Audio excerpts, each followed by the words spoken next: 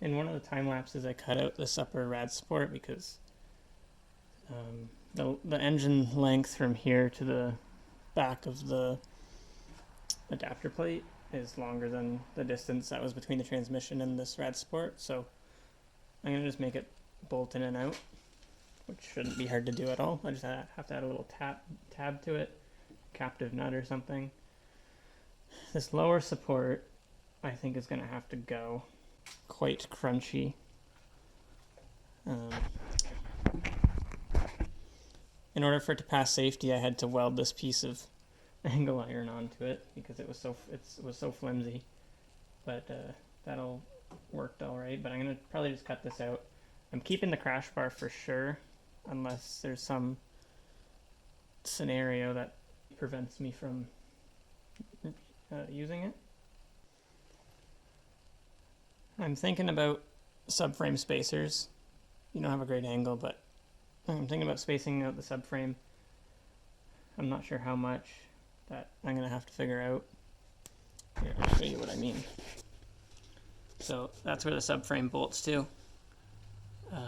I just need to get longer bolts and spacers. Definitely not that big of a gap, but at least an inch, maybe more. It's gonna screw with the geometry a little bit, but I'll cross that bridge when I get there if it is a big issue.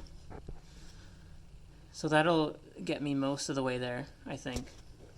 I'm gonna probably have to cut into that. Here, I'll try and get the phone down there. The problem is that lump right there in the middle is the steering rack. It pokes through the top of the subframe.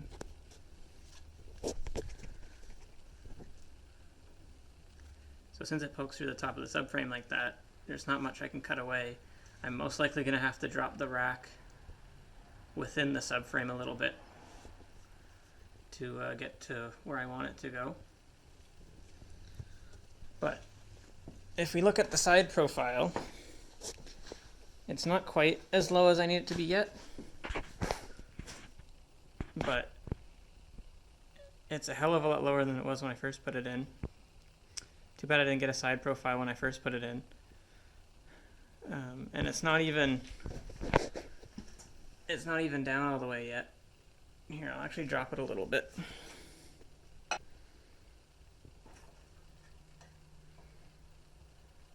Okay, that's pretty much all I can drop it. It's not really...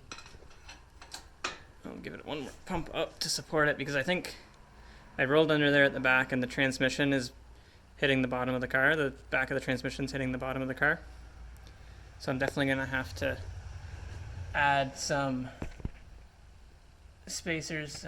You can't see anything. I'm going to have to add some spacers to the transmission cross member along with the subframe. But I just lowered it a little bit more. And it's hard to tell, but there's just a little bit of the intake sticking out and the fuel rail. After I cut this lower rad support away and get some spacers, you can see there's still tons of room.